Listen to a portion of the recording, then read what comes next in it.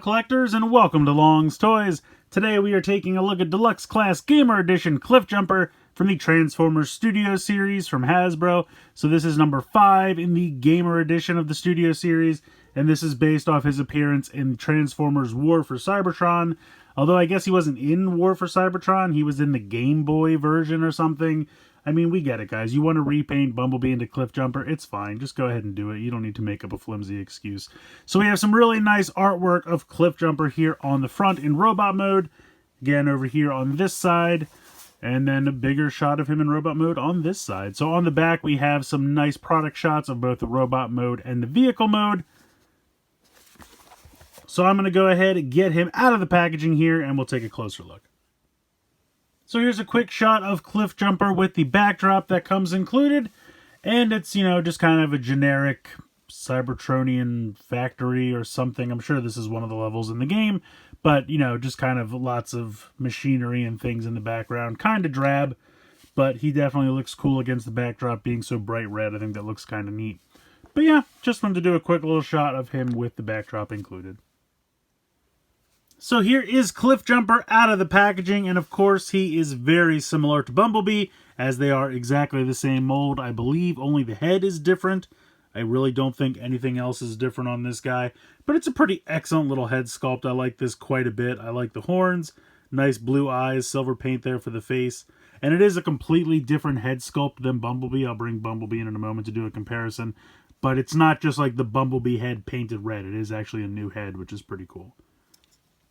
So head can go side to side. Tiniest little bit of back and forth, but really not that much. You do have the hinge and kind of the rotation here. I'm not sure what's going on with the shoulder pads. I can't remember if they're supposed to be like this or if they're supposed to be like this. They do have some movement, so I guess whichever you prefer. But there's that. You do have, I think this is a ball joint for the shoulder. So you can actually move it all the way around. You have a bicep swivel here. You have a 90-degree bend there in the elbow. No wrist swivel because of how it transforms. And then, of course, over here, you can pop this arm off because of the weapon gimmick, which we'll get back to in a moment. But only that arm can pop off. The other one cannot. So we have a waist swivel down here. Have decent kick out here in the hip. Let me zoom out just a smidge. Kick pretty far back, pretty decently out to the side. You have a thigh swivel. You have a little over 90-degree bend in the knee before this starts to hit into it. And then, so the ankle tilt is kind of backwards, and this is kind of the same thing with Bumblebee.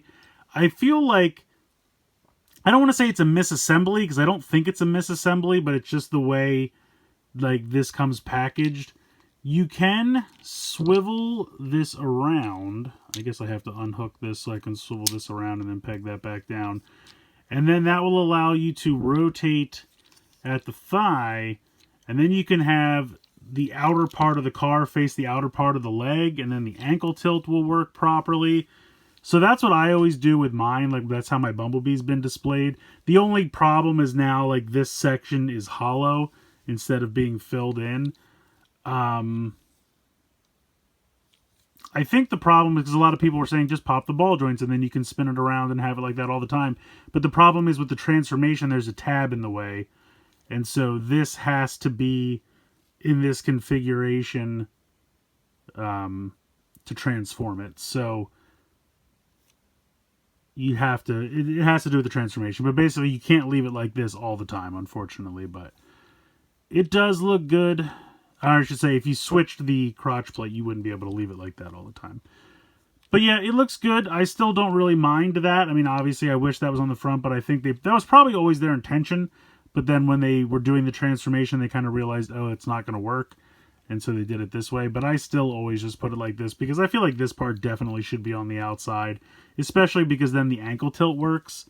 So like I said, I feel like, you know, they were designing this thing, and it's the same for Bumblebee, because again, it's the same mold.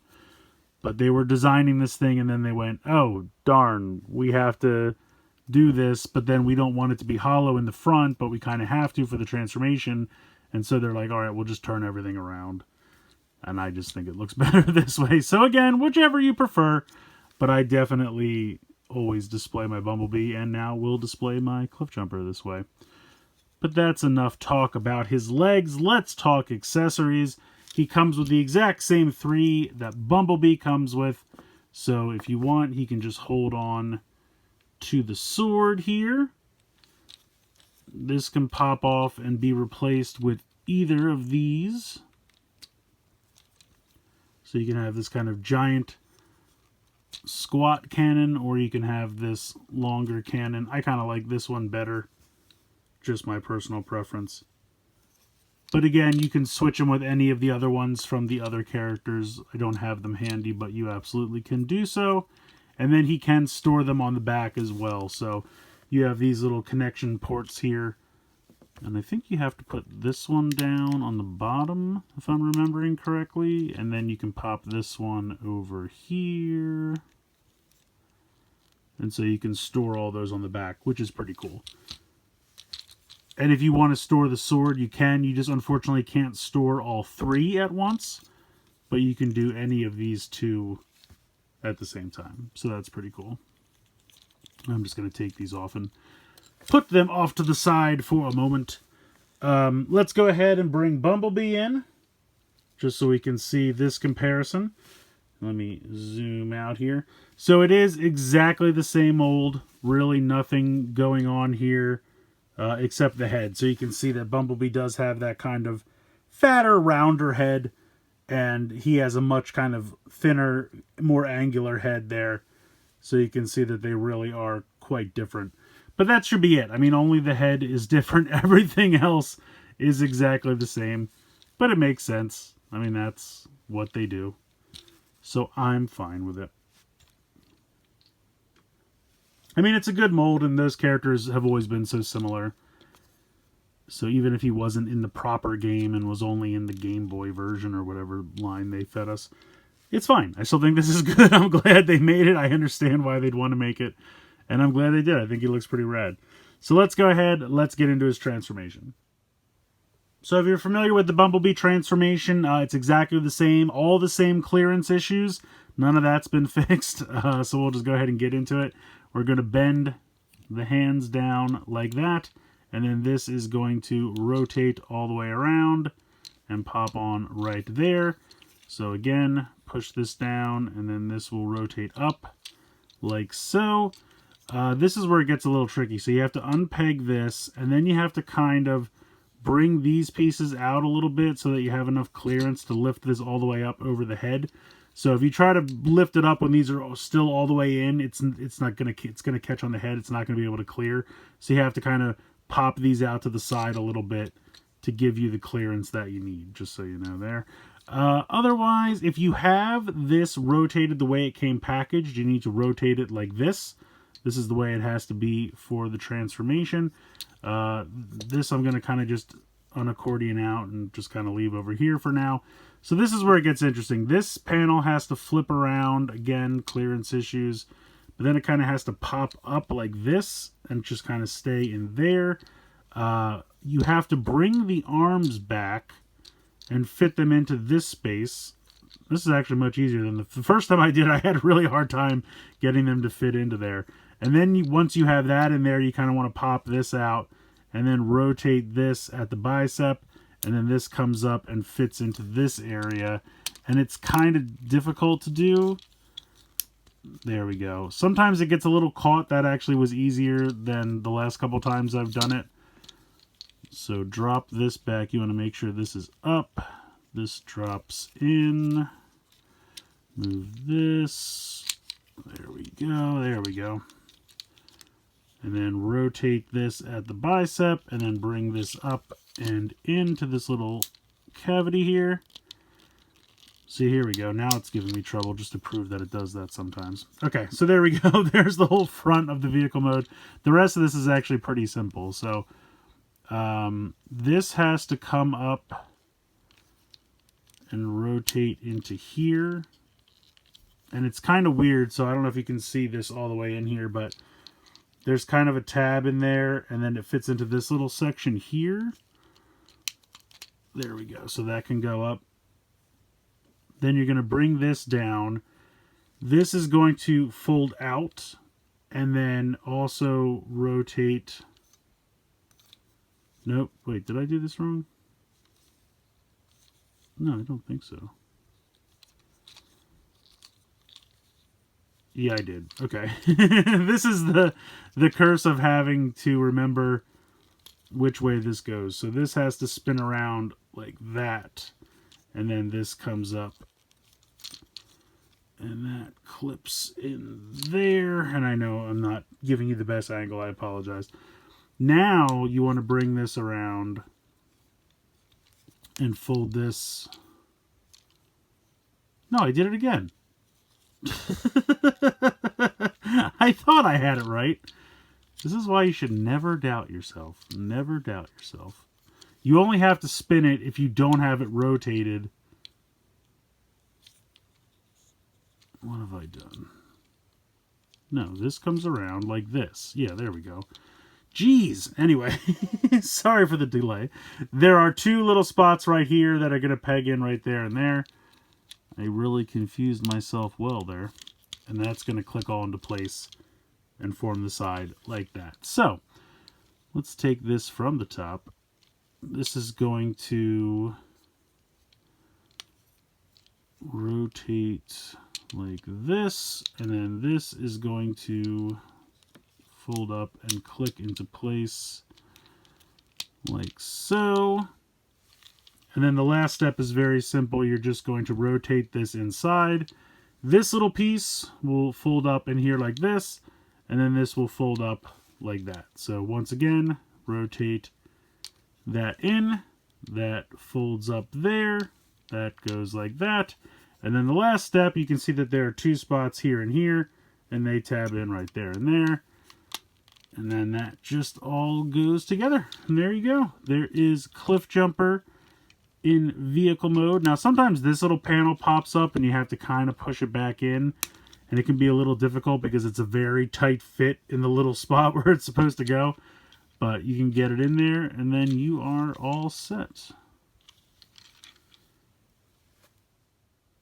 So here is Cliffjumper in vehicle mode. I think he looks pretty great. I love this tiny little vehicle mode. I think it works even better as Cliffjumper for some reason. I don't know why. Maybe it's just the color scheme, but I really like it quite a bit.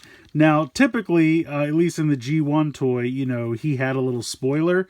You could kind of take the sword and pop this on the back if you want to pretend he's got a little spoiler. It's not much, but just to give him a slightly different look from Bumblebee, I think that's kind of funny. Again, feel free to leave it off, but you can peg any of these in. So you could peg this in up here. You know, these can still peg on the back. It's the exact same spots as in the robot mode. So you could do something like that. So whatever you like, whatever weapons or you want to put on top, or take this off completely, or take everything off completely, whatever you prefer. But yeah, I think this works really well in this color scheme. I really like this version of Cliffjumper. I think it's pretty cool. I think Cliffjumper's a lot of fun. I actually like him a lot more than I expected to.